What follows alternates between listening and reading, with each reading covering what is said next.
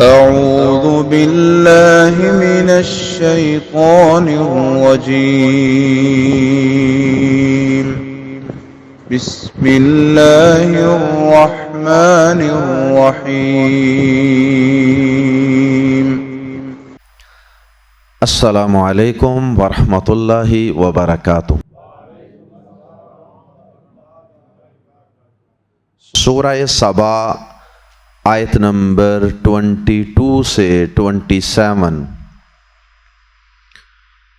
ان الحمد للہ والصلاة والسلام علی رسول اللہ اما بعد۔ اعوذ باللہ السمیع العلیم من الشیطان الرجیم من ہمزہ ونفخہ ونفثہ۔ قل ادعوا الذین زعمتم من دون اللہ لا یملکون مثقال ذرة في السماوات ولا في الأرض وما لهم فيهما من شرك وما له منهم من ظهير ولا تنفع الشفاعة عنده إلا لمن أذن له حتى إذا فزع عن قلوبهم قالوا ماذا قال ربكم قالوا الحق وهو العلی الکبیر۔ قل من یرزقکم من السماوات والارض قل اللہ وإنا او ایاکم لعلی ھدی او فی ضلال مبین۔ قل لا تسألون عما اجرمنا ولا نسأل عما تعملون۔ قل یجمع بیننا ربنا ثم یفتح بیننا بالحق وهو الفتاح العلیم۔ قل ارونی الذین الحقتم به شرکاء کلا بل هو اللہ العزیز الحکیم۔ سورت کے آغاز میں اللہ رب العزت کی توحید کا تذکرہ تھا، درمیان میں عقیدہ آخرت کا بیان ہوا اور آخرت پر یقین رکھنے والوں کے اچھے انجام کا ذکر، اور پھر اس کی مثال کے طور پہ اللہ پاک نے اپنے دو جلیل القدر بندوں اور پیغمبروں کا تذکرہ فرمایا جو آخرت پر پورا یقین رکھنے والے تھے، حضرت داؤد علیہ السلام، حضرت سلیمان علیہ السلام۔ اور اسی طرح اللہ رب العزت نے سورت کے درمیان میں ذکر فرمایا آخرت کے منکروں کا، اور پھر ان کے برے انجام کا ذکر، اور اس کی مثال کے طور پہ اللہ پاک نے قوم سبا کا ذکر فرمایا۔ وہ آخرت کو نہیں مانتے تھے اور اللہ پاک نے ان کو اس دنیا کے اندر ہی کس طرح تباہ و برباد کر دیا اور منتشر کر دیا اور صفائے ہستی سے ان کا نام و نشان مٹا دیا۔ اب یہاں سے دوبارہ اللہ کی توحید کا ذکر شروع ہوتا ہے۔ اللہ کی توحید یعنی اس کائنات کا نظام وہ اکیلا رب چلا رہا ہے. اس زمین و آسمان کو، کائنات کو پیدا کرنے والا بھی وہ اکیلا ہے، کوئی اس کا شریک نہیں. اور اس کائنات کی تخلیق میں، اس کا نظام چلانے میں وہ یکتا ہے، وہ لاثانی ہے اور بے نظیر ہے. ایک ذرے، کائنات کے ایک ذرے کی تخلیق کے اندر بھی اللہ کے علاوہ کسی معبود کا کوئی حصہ نہیں. اور پھر اس کائنات کے نظام کو چلانے میں بھی کسی مخلوق کا ایک ذرے کے برابر بھی کوئی کردار نہیں، کوئی کنٹریبیوشن نہیں. اللہ پاک نے ان شریکوں کی بے بسی بیان فرمائی جنہیں مشرک لوگ بڑے کرنی والے، بڑے اختیارات والے سمجھتے ہیں. ان معبودوں کی تردید فرمائی اور ان کی بے بسی بیان فرمائی کہ وہ تو اتنے بے بس ہیں، اتنے عاجز ہیں کہ اللہ کے مقابلے میں بڑا ان کی کیا حیثیت ہے. بھلے سے وہ کوئی بے جان چیز ہو جسے معبود بنایا جاتا ہے، یا وہ کسی اللہ کے ولی کے بت ہوں جنہیں پوجا جاتا، یا وہ اللہ کے کوئی پیغمبر ہی کیوں نہ ہوں جنہیں لوگوں نے پوجا اور اللہ کے بیٹے بنایا، اللہ کے شریک بنایا. اور چاہے وہ اللہ کے مقرب بندے، اس کے فرشتوں کی شکل میں ہی کیوں نہ ہوں، جس کو بھی اللہ کے ساتھ شریک بنایا جاتا ہے، اس کا زمین و آسمان کی تخلیق میں، اس کا نظام چلانے میں اور اللہ کی مخلوقات کو رزق دینے میں کوئی حصہ نہیں. یہ سب بے بس ہیں، ایک ذرے کے، ایک ایٹم کے بھی مالک نہیں ہیں. یہ ہے آیات زیر تفسیر کا مضمون اور ان کا خلاصہ. آئیے قرآن مجید کے الفاظ میں پڑھتے ہیں. کل، کہہ دیجئے اے پیارے حبیب جناب محمد کریم صلی اللہ علیہ وسلم، کل کہہ دیجئے، ادعو بلاؤ، پکارو، انووک، پکارو. اور کل کی لام پر جزم تھی، آگے ملانے کے لیے زیر لگائی گئی تو یہ بن گیا قل ادعو، حمزہ سائلنٹ ہو گیا. اگر الگ الگ لفظ کا ترجمہ کرنے کے لیے پڑھیں گے تو پھر پڑھیں گے قل اور ادعو، ملا کے پڑھیں گے قل ادعو، کہہ دیجئے اے پیارے پیغمبر جناب محمد الرسول اللہ صلی اللہ علیہ وسلم، انہیں توحید سکھانے کے لیے، سمجھانے کے لیے اور انہیں اپنے بناوٹی معبودوں کی بے بسی بتانے کے لیے کہہ دیجئے کہ ادعو، پکارو، الذین، ان کو یا انہیں، زعمتم، الذین زعمتم، جنہیں تم نے گمان کر رکھا ہے. زو میں باطل ہوتا ہے نا، باطل خیال. الذین زعمتم، جنہیں تم نے گمان کر رکھا ہے یا جنہیں تم کلیم کرتے ہو. یو کلیم، جن کے متعلق تم یہ کلیم کرتے ہو کہ یہ ہمارے مشکل کشا ہیں، یہ حاجت روا ہیں، یہ ہماری مشکلات حل کرنے والے ہیں اور ہماری پکار پہ لبیک کہنے والے ہیں. آپ انہیں ذرا کہیے کہ پکارو ان کو جنہیں تم نے گمان کر رکھا ہے، من دون اللہ، اللہ کے سوا، جنہیں تم نے اللہ کے سوا گمان کر رکھا ہے. کیا گمان کر رکھا ہے؟ معبود، کرنی والے، مشکل کشا. کہہ دیجئے پکارو ان کو جنہیں تم نے اللہ کے سوا کچھ سمجھ رکھا ہے، اللہ کے سوا گمان کر رکھا ہے، کلیم کر رکھا ہے. پکار کے دیکھو ذرا انہیں، کوئی فائدہ نہیں ہوگا، کچھ حاصل نہیں ہوگا. اور آگے اللہ پاک نے پھر خود ہی ان کی بے بسی بیان فرما دی. فرمایا لا یملکون، نہیں وہ مالک،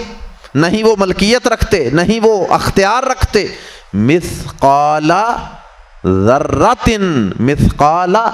وزن، ذرتن ایک ذرے کے، مثقال ذرتن ایک ذرے کے وزن کے برابر، ایک ایٹم کے ویٹ کے برابر بھی وہ اختیار نہیں رکھتے، اتنے کے بھی وہ مالک نہیں ہیں۔ فی السماوات ولا فی الارض، آسمانوں میں اور نہ زمین میں، وہ نہ آسمانوں میں ذرہ برابر کے مالک ہیں اور نہ زمین میں۔ ایک ذرہ کائنات کی کتنی چھوٹی سی اکائی ہے، ایک ایٹم، ایک ذرہ، ایک پارٹیکل،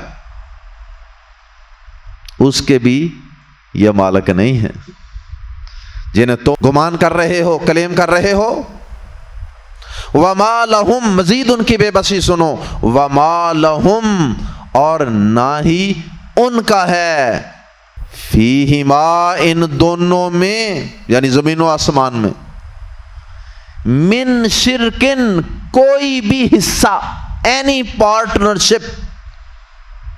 من کی وجہ سے کوئی کا لفظ، من شرکن، ویسے شرکن خود بھی نکرہ ہے اور من ساتھ لگ گیا اور زور پیدا ہو گیا، من شرکن کوئی حصہ، اینی پارٹنرشپ، اور ان کا زمین و آسمان میں اور ان کا دونوں میں کوئی حصہ نہیں، ان کو بنانے میں اور نہ ان کو چلانے میں۔ وما لہو، اور نہ ہی اس کا،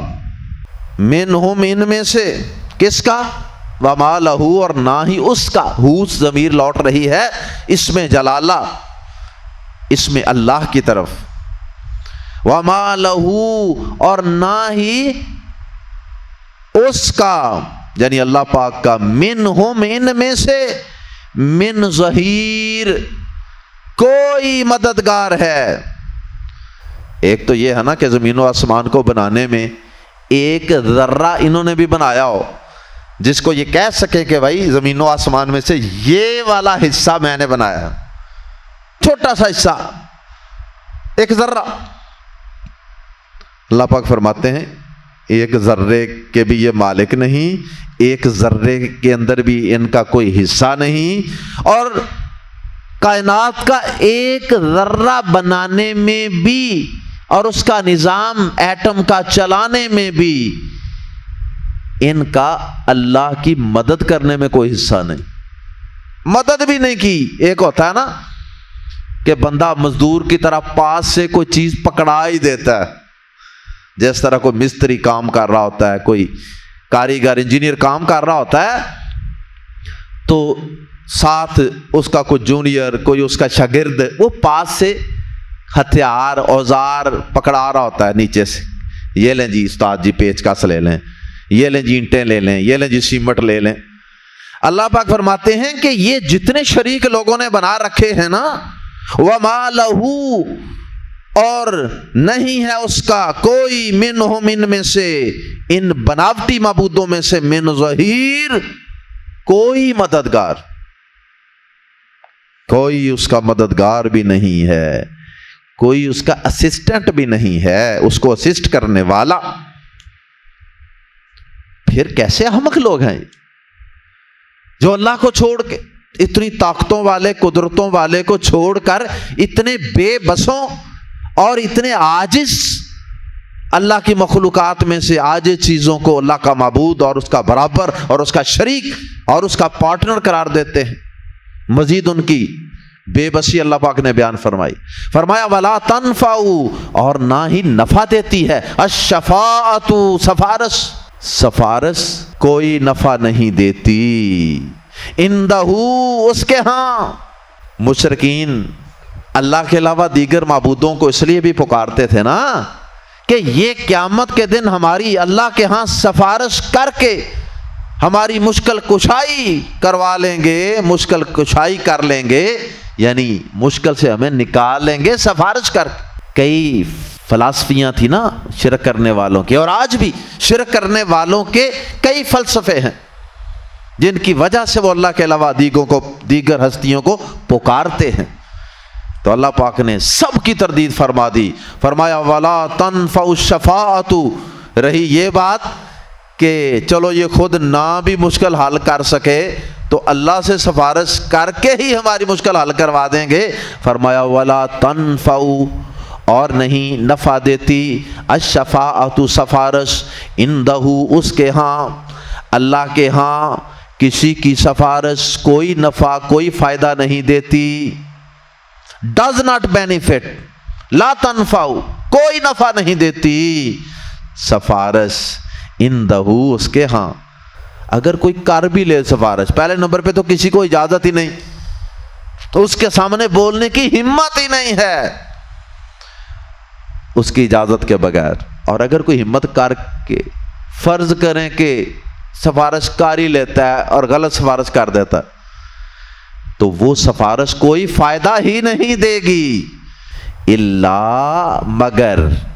لی کے لیے، ہاں کس کو نفع دے گی؟ الا مگر، لی کے لیے، من جس کے لیے آذین لہو وہ اجازت دے، لمن جس کے لیے آذین وہ اجازت دے، لہو اس کے لیے۔ اس کے دو مطلب ہیں، من سے مراد جس کے لیے سفارش کی جا رہی ہے وہ بھی مراد ہو سکتا ہے، اور جو سفارش کرنے والا ہے وہ بھی مراد ہو سکتا ہے، یعنی اللہ پاک، دونوں چیزیں ہی اس میں آ جاتی ہیں۔ اللہ پاک اگر قیامت کے دن کسی کو سفارش کی اجازت دے گا تو وہ دو شرطوں کے ساتھ سفارش کر سکے، ایک تو یہ کہ سفارش کرنے والے کو اللہ پاک اجازت دیں کہ ہاں بولو، اور دوسرا یہ کہ جس کے متعلق وہ سفارش کرنے لگا ہے نا وہ بھی اللہ تعالیٰ کی اجازت سے ہی اس کی سفارش کی جا سکے گی، یہ نہیں کہ وہ جس کی مرضی سفارش کر لے۔ سفارش کون کرنے لگا ہے اس کی بھی اجازت اللہ سے لینی پڑے گی، سفارش کس کی ہونے لگی ہے اس کی بھی اجازت اور این او سی اللہ پاک ہی دیں گے تو سفارش ہو۔ اللہ اکبر، کیونکہ ممکن ہے کہ سفارش کرنے والا کسی غلط بندے کی سفارش کر دے تو وہ تو اللہ کی عدالت ہے نا، وہاں وہ کسی مشرک کی سفارش کر دے، کسی بے نماز کی، اللہ کے کسی باغی اور نافرمان کی سفارش کر دے، نہیں، وہاں سفارش کے کچھ ایس او پیز ہوں گے جن میں سے سب سے پہلا یہ ہوگا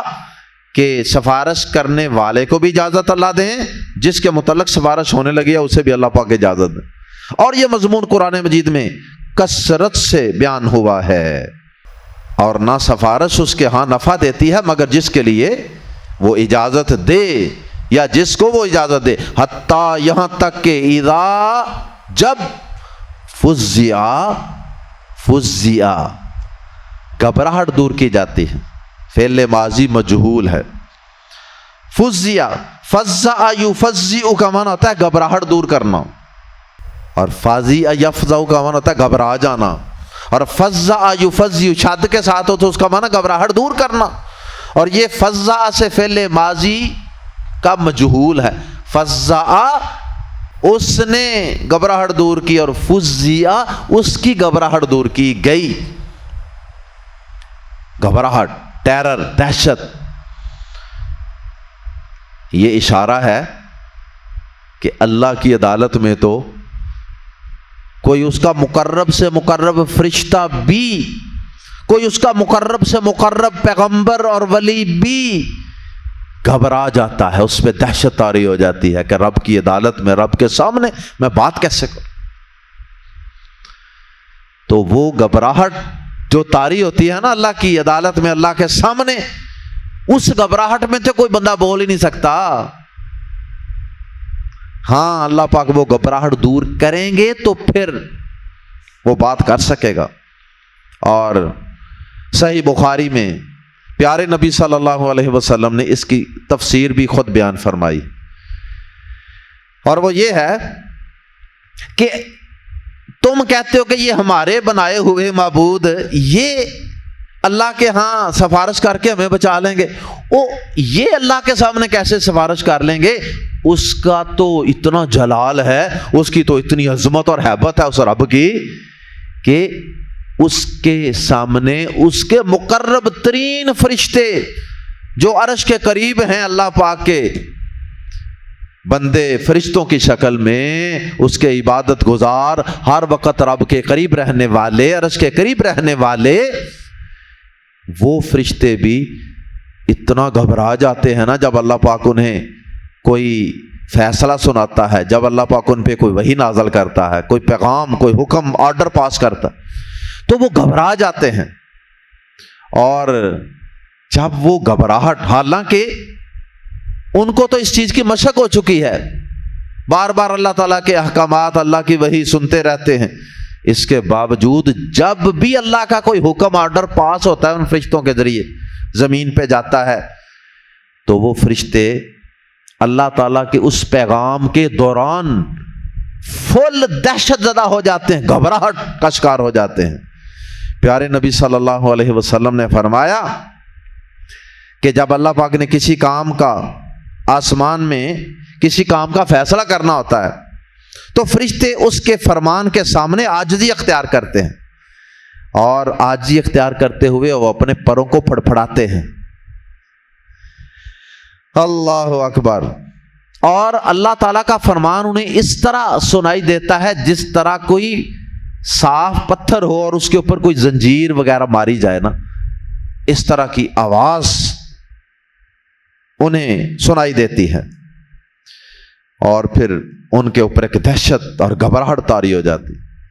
جب وہ گھبراہٹ طاری ہو جاتی ہے نا، اللہ تعالیٰ کی وحی اور اللہ کا پیغام مکمل ہو جاتا ہے، تو پھر نیچے والا، ہر نیچے والا فرشتہ اپنے سے اوپر والے سے پوچھتا ہے کہ بتاؤ ماذا قالوا ربکم۔ حدیث کے الفاظ ہیں فَإِذَا فُزِّعَ، جو قرآن مجید میں الفاظ ہیں نا، فُزِّعَ، وہی الفاظ حدیث میں بھی ہیں صحیح بخاری میں، فَإِذَا فُزِّعَ عَنْ قُلُوبِهِمْ قَالُوا مَاذَا قَالَ رَبُّكُمْ، جب ان سے گھبراہٹ دور ہو جاتی ہے نا، تو پھر وہ کہتے ہیں تمہارے رب نے کیا کہا، بات کو کنفرم کرنے کے لیے وہ پوچھتے ہیں۔ اور پھر آگے سے دوسرے فرشتے کہتے ہیں قال الحق وهو العلی الکبیر، اس نے حق ہی کہا ہے، اور یہی اس آیت کے اندر بھی یہی الفاظ ہیں آخر میں، قال الحق وهو العلی الکبیر، تو اس وقت فرشتے بھی یہی کہتے ہیں۔ تو مطلب یہ ہے کہ اس کی ہیبت سے اس کے مقرب ترین فرشتے بھی تھر تھرا اٹھتے، تو پھر اللہ تعالیٰ خود ہی ان کی ہیبت کو دور فرماتے ہیں۔ تو اس کی عدالت میں اس کے ہاں بلا کوئی اپنی مرضی سے تمہارا بنایا ہوا معبود اور تمہارے متعلق کوئی اپنی مرضی سے ہی وہ فیصلہ کر دے اور وہ یعنی سفارش کر دے، ایسا ممکن نہیں۔ اللہ اکبر، اللہ کی اجازت سے سفارش ہوگی، اور جس کے لیے وہ سفارش کی اجازت دے گا اس کے لیے سفارش ہوگی، اور جب اللہ تعالیٰ گھبراہٹ دور کرے گا تب اللہ کی عدالت میں، اللہ کے دربار میں کوئی بڑے سے بڑا بھی اللہ کا مقرب بندہ یا فرشتہ بولنے کی جرت کرے گا، اور اگر اللہ گھبراہٹ دور ہی نہ کرے تو کوئی بول بھی نہیں سکتا۔ وہ جو مشہور و معروف حدیث ہے جسے حدیث شفاعت کہتے ہیں کہ قیامت کے دن اللہ تعالیٰ حساب و کتاب ہی شروع نہیں کریں گے، لوگ گھبراہٹ کا شکار ہوں گے، کبھی کسی پیغمبر کے پاس، کبھی آدم علیہ السلام کے پاس، کبھی ابراہیم علیہ السلام کے پاس، اور ہر نبی ہی کہے گا نا یار میں نہیں بھائی، میں آج اللہ کے سامنے میں نہیں سفارش کر سکتا، اور انہیں اپنی زندگی کی کوئی نہ کوئی بات یاد آ جائے گی، نہ بھائی میں آج خود نہ کہیں پکڑا جاؤں، اور پھر بالآخر سب لوگ پیارے نبی جناب محمد الرسول اللہ صلی اللہ علیہ وسلم کے پاس آئیں گے، اور پیارے نبی صلی اللہ علیہ وسلم بھی اللہ تعالیٰ سے براہ راست سفارش کی ہمت نہیں پائیں گے، آپ بھی سجدے میں گر جائیں گے اور اللہ تعالیٰ کی تسبیح کرتے رہیں گے، اللہ تعالیٰ کی حمد و ثنا کرتے رہیں گے،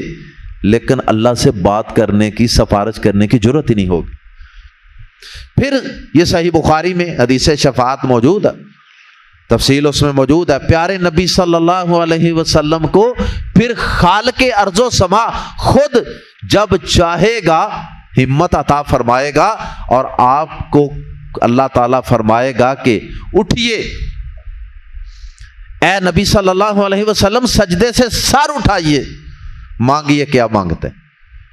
تو وہاں بھی اللہ پاک اجازت دے گا تو پیارے نبی صلی اللہ علیہ وسلم اللہ کے ہاں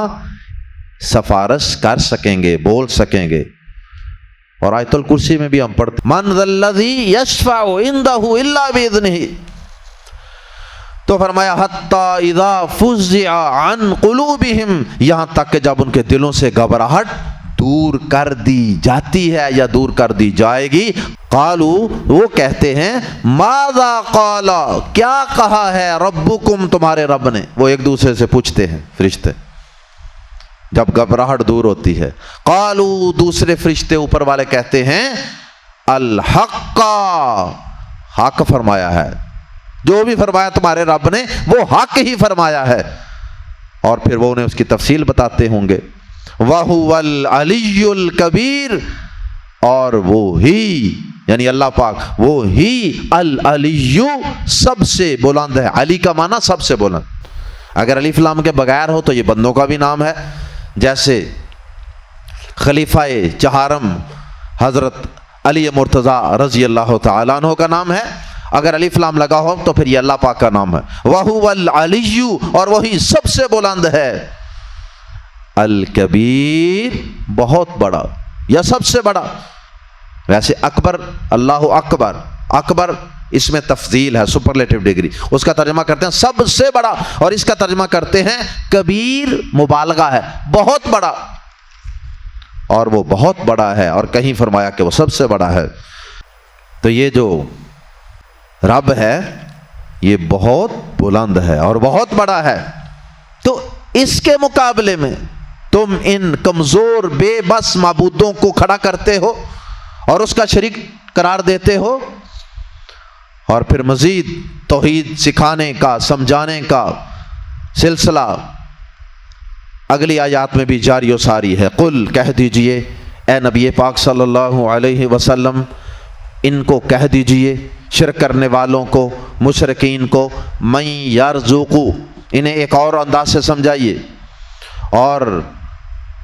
سوال کیجئے، من یرزقو، کون رزق دیتا ہے کم تمہیں، من السماوات والارض، زمین و آسمان سے، زمین و آسمان سے تمہیں رزق کون دیتا ہے؟ آسمان اور زمین دونوں سے رزق ملتا ہے نا، آسمان سے بارش برسائی جاتی ہے رزق کے لیے، اگر آسمان سے بارش نہ برسے زمین سے کچھ نہیں نکل سکتا، اور آسمان سے وہ سورج ستارے ان کی روشنی زمین پہ پڑتی ہے، اور اس کے نتیجے میں یہ زمین کے اوپر پودے اگتے ہیں، پھل پکتے ہیں، اور انسانوں کے لیے رزق کے سلسلے جاری و ساری ہیں۔ تو یہ پورا کائنات کا نظام ہی اللہ پاک نے انسان کے لیے، اس کے رزق کے لیے، ضروریات کو پورا کرنے کے لیے بنا رکھا ہے اور چلا رکھا ہے۔ کہہ دیجئے کون رزق دیتا ہے تمہیں آسمانوں اور زمین سے؟ اور اگر وہ جواب نہ بھی دیں، ویسے تو ان کے دل گواہی دیں گے کہ واقعی رزق کا سارا سلسلہ اللہ کے ہاتھ میں ہے، اللہ کے علاوہ کوئی رزق دینے والا نہیں ہے، تو لیکن اگر وہ اپنے خود ساختہ عقائد اور شرک کے تحفظ کے لیے اقرار نہ بھی کریں، ان کو اقرار کرنا مشکل بھی لگے، تو آپ خود ہی اعلان فرما دیجئے، قل، کہہ دیجئے اللہ، اللہ، اللہ رزق دیتا ہے۔ ملا کے پڑھیں گے قل کو آگے، قل اللہ، کہہ دیجئے اللہ، اللہ رزق دیتا ہے۔ وَإِنَّا، اور بے شک ہم، او یا وَإِيَّاكُمْ، یا تم، لمز برلا ضرور، عَلَىٰ هُدًى، ہدایت پر ہیں، او یا فی ضلال مبین، یا واضح کھلی گمراہی میں ہیں۔ اے نبی صلی اللہ علیہ وسلم انہیں کہہ دیجئے، انہیں غور و فکر پہ، سوچنے پہ ابھاریے، موٹیویٹ کیجئے، اور یہ بڑا احسن انداز ہے لوگوں کے دلوں کو جھنجھوڑنے کا کہ دیکھو ہم دو فریق بن چکے ہیں، ایک تم ہو جو اللہ کے علاوہ دیگر ہستیوں کو شریک بناتے ہو، اور ایک ہم ہیں جو کہتے ہیں کہ اس کائنات کا خالق اکیلا اللہ ہے، مالک اکیلا اللہ ہے، منتظم اکیلا اللہ ہے، اور وہ اکیلا ہی اس کا نظام چلا رہا ہے، اور رازق اکیلا اللہ ہے۔ دو گروہ بن چکے ہیں۔ تو ان دونوں میں سے یا تو ہم ہدایت پر ہیں اور تم گمراہی پہ ہو، یا تم ہدایت پر ہو ہم گمراہی پہ ہیں۔ تمہارا ضمیر کیا کہتا ہے؟ تم بتاؤ۔ کیا جو گروہ یہ کہتا ہے کہ اس کائنات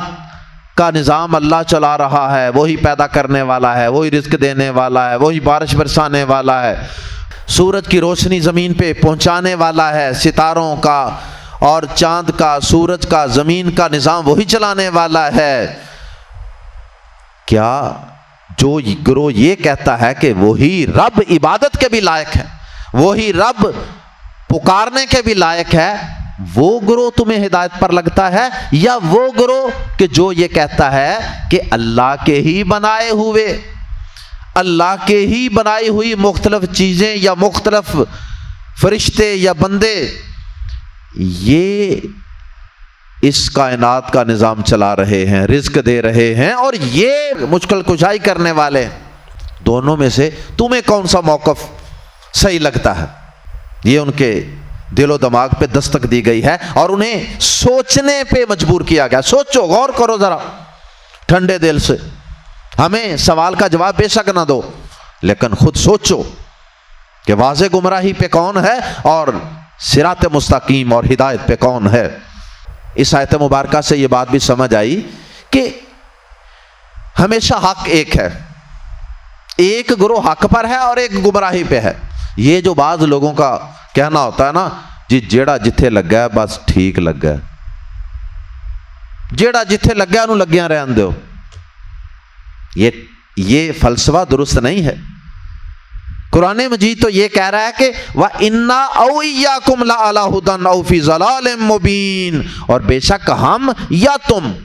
ضرور ہدایت پر ہیں یا گمراہی پر ہیں، یعنی ہم میں سے ایک گروہ حق پر ہے اور ایک گمراہی پر۔ قل کہہ دیجئے اے نبی صلی اللہ علیہ وسلم، دیکھیے پیارے نبی صلی اللہ علیہ وسلم سے بار بار لفظ کل کل کل کہہ دیجئے، اعلان کر دیجئے، بتا دیجئے، سمجھا دیجئے، کل کہہ دیجئے، یعنی اللہ اور رسول کی مشترکہ باتیں ہیں، یہ مشترکہ دعوت ہے، اللہ کہلوا رہا ہے اور پیغمبر کہہ رہا ہے۔ پھر بھی بڑی بد نصیبی ہے کہ اگر کوئی انسان اللہ اور اس کے رسول کی مشترکہ بات اور دعوت کو قبول نہ کرے۔ کل کہہ دیجئے لا تسألون، نہ تم سے پوچھا جائے گا۔ ان پلس ما ہے اصل میں یہ، اور مل کے بن گیا اما، ان کے متعلق، اباؤٹ ما اجرمنا، جو ہم نے جرم کیا۔ یا تو اس میں عاجزی کی تعلیم ہے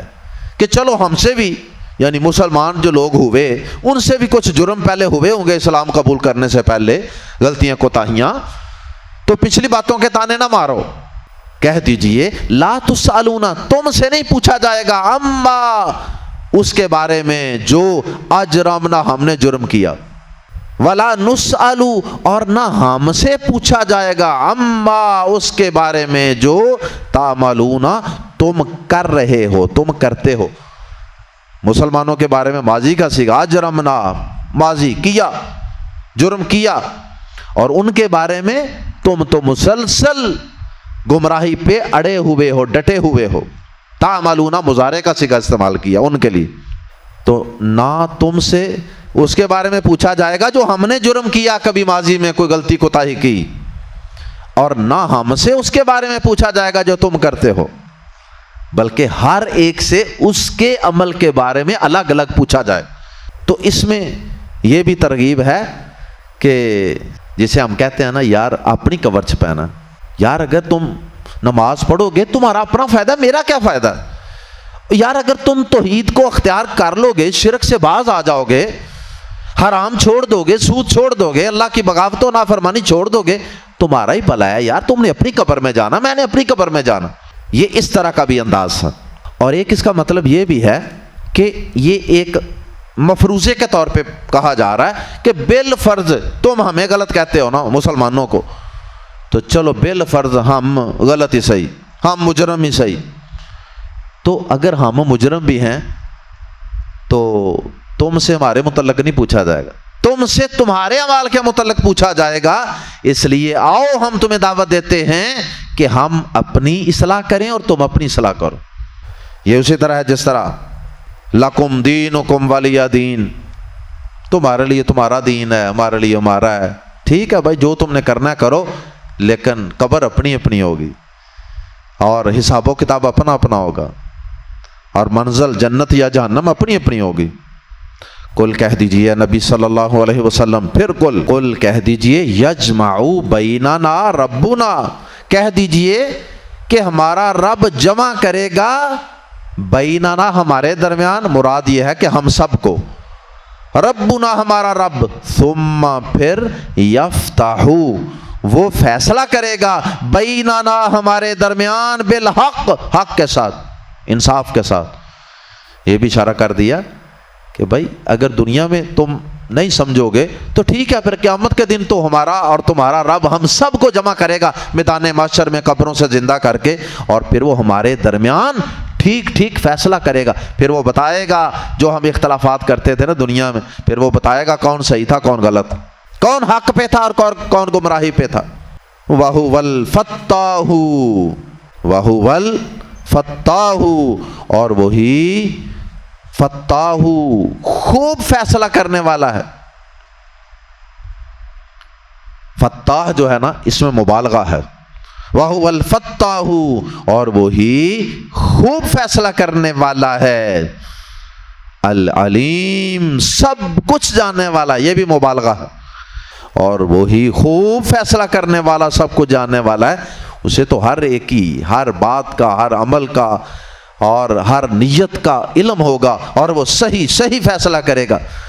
وَهُوَ الْفَتَّاحُ الْعَلِيمُ، ہی از نوئنگ جج. دنیا کے جج جو ہوتے ہیں نا ان کو پتہ کچھ نہیں ہوتا، علم کوئی نہیں ہوتا. وہ تو دوسروں سے پوچھ پوچھ کے، گواہیاں لے لے کے، کتابیں پڑھ پڑھ کے فیصلے کرتے ہیں نا. وہ ایسا جج ہے، ایسا فیصلہ کرنے والا جو سب کچھ جاننے والا ہوگا. قل کہہ دیجئے، آخری آیت مبارکہ، قل کہہ دیجئے اے نبی پاک صلی اللہ علیہ وسلم. پھر لفظ قل، کتنی محبت ہے اللہ پاک، بار بار اپنے پیغمبر سے کہلوا رہا ہے. شاید میرے بندے سدھر جائیں، شاید ان کو سمجھ آ جائے، شاید یہ راہ راست پہ آ جائیں. قل کہہ دیجئے اے نبی پاک صلی اللہ علیہ وسلم، انہیں کہہ دیجئے ارونی مجھے دکھاؤ، شو می ارونی مجھے دکھاؤ، الذین جنہیں الحق تم نے ملا دیا، الحاق ملانا، افیلیشن، ٹو کنیکٹ، الحق تم نے ملایا ہے بھی اس کے ساتھ، یعنی اللہ کے ساتھ، شرکاء شریک بنا کر. کہہ دیجئے مجھے وہ ہستیاں، وہ لوگ دکھاؤ تو صحیح جنہیں تم نے شریک بنا کر اس اللہ کے ساتھ ملا دیا ہے، وہ ذرا مجھے دکھاؤ تو صحیح. وہ کون ہیں جو اس قابل ہیں کہ اللہ کے ساتھ مل سکیں؟ پچھلی آیت میں اگرچہ یہ دھمکی دی گئی تھی کہ قیامت کے دن فیصلہ ہوگا، لیکن آخر میں پھر ایک دفعہ اللہ تعالیٰ کی رحمت نے جوش مارا اور کہا کہ انہیں کہہ دیجئے کہ فیصلے تو وہاں ہوں گے، لیکن وہاں فیصلہ ہوگا تو اس کے بعد پھر جنت جہنم الاٹ ہوگی. اس لیے دنیا کے اندر ہی غور و فکر کر لو، سمجھ جاؤ، اس فیصلے سے پہلے ہی دنیا میں اس پہ غور کرو اور مجھے دکھاؤ کہ وہ ہستیاں کہاں ہیں جنہیں تم نے اس کا شریک بنا کر اس کے ساتھ ملا دیا ہے. کلا ہرگز نہیں، اللہ پاک نے خود ہی تردید فرما دی. نو ریدر، ہرگز نہیں، ایسا ممکن ہی نہیں ہے کہ اللہ کے ساتھ کوئی اور شریک ایسا ہو کہ جس سے اللہ کے ساتھ ملایا جا سکے، اس کے برابر کا قرار دیا جا سکے، اس کے اوصاف اس میں سمجھے جا سکیں. کلا ہرگز نہیں، بلکہ هو اللہ، وہی اللہ، العزیز سب پر غالب ہے، الحکیم بڑی حکمت والا ہے۔ اور جنہیں تم اللہ کے سوا اس کے شریک بنا رہے ہو، یہ تو بیچارے نہ عزیز ہیں، نہ سب پر غالب ہیں، اور نہ ان کے پاس بندگی و عاجزی کے علاوہ کچھ اور ہے۔ اللہ ہم سب کو توحید کی سمجھ عطا فرمائے۔ اللہ ہم سب کو زندہ رکھنا تو اپنی توحید پر قائم رکھنا، زندگی کے آخری لمحے تک اللہ ہمیں شرک سے محفوظ فرمانا۔ اللہ قیامت تک آنے والی ہماری نسلوں کو بھی شرک سے محفوظ فرمانا اور اپنی توحید کی سمجھ عطا فرمانا۔ سبحانک اللہم و بحمدک اشہد ان لا الہ الا انت استغفرک و اتوب الیک۔